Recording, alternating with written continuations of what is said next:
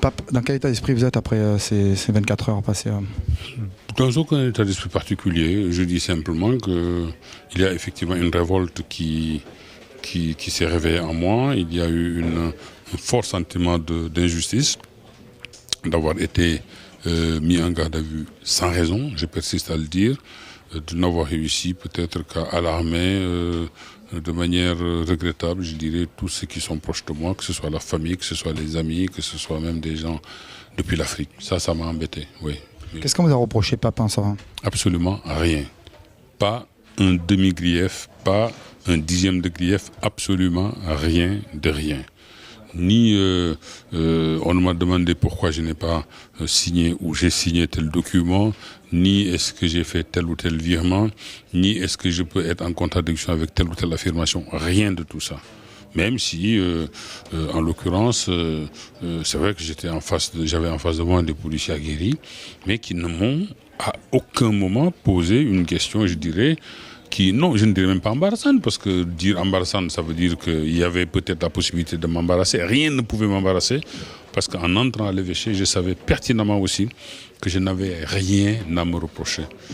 La seule chose qui m'a saisi au moment de rentrer dans ce grand commissariat, c'était de penser tout de suite aux miens et de me dire comment ils vont vivre ça. Voilà.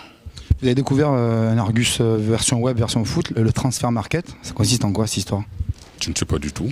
C'était un peu rigolo, ça fait partie un peu des choses rigolos. Quand effectivement un policier me dit « Vous avez acheté Ignan à 7 millions en 2005 », alors que dans cet Argus de market transfert, il était coté à 5 millions, comment vous pouvez l'expliquer? Bon, j'ai un peu souri, je l'ai expliqué, je lui ai dit que 7 millions, bon, peut-être qu'on n'a pas été très bon dans la négo, mais on aurait pu aussi être super dans la négo et le lâcher à 3 millions. Et donc, ça battait quand même en brèche, je dirais, le prix fixé par ce site, quoi, qui est sans doute, je dirais, une invention de rien du tout, parce qu'on sait bien comment les transferts se font. Un dernier mot concernant, on a fait justement un micro-trotte quand vous avez été, donc, quand il y a eu cette histoire-là il y a 2 jours. Et la plupart des Marseillais, les habitants, certains parlent de complot concernant cette histoire-là, à 2 niveaux. Un complot parce que, bon, Paris-Marseille, mais surtout pas mal de citoyens nous ont dit, depuis que c'est lancé en politique, ils commencent un petit peu à gêner. Il y en a qui le pensent, il y en a d'autres qui pensent, comme en Afrique, pour m'être élevé contre le problème des quotas, pour m'être élevé contre pour le Sagnol, pour avoir dit que l'équipe de France n'a pas été, je dirais, ce cadre qu'on a bien voulu nous annoncer après la Coupe du Monde. Oui, en Afrique, il y en a qui pensent qu'aujourd'hui, je suis peut-être cet Africain qui est trop rentré dans l'histoire du football français, à défaut d'être rentré dans l'autre grande histoire. Oui, après, d'autres penseront peut-être à Marseille, bon, ce que vous avez dit.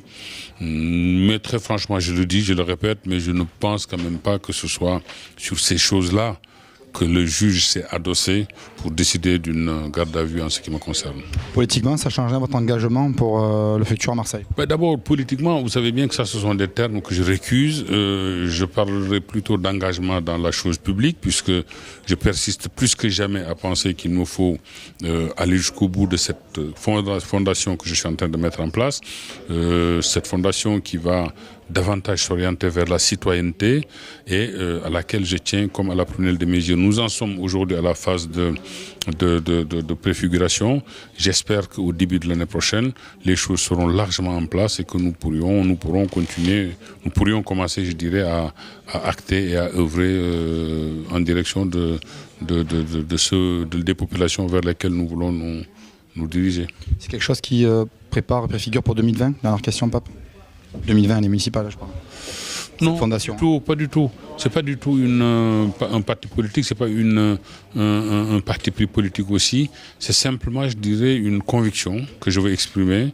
La conviction pour avoir fait les dernières élections que beaucoup de gens ici ne se sont pas inscrits sur les listes électorales à tort, alors qu'ils auraient dû. Beaucoup de gens qui pensent que la politique ne sert à rien, alors que la politique, si on la prend dans sa définition grecque, c'est-à-dire l'engagement dans les affaires de la cité, c'est plutôt quelque chose de sain. Je me dis qu'il faut ramener tous ces gens-là à cette raison publique de manière à ce que ça puisse servir à tous.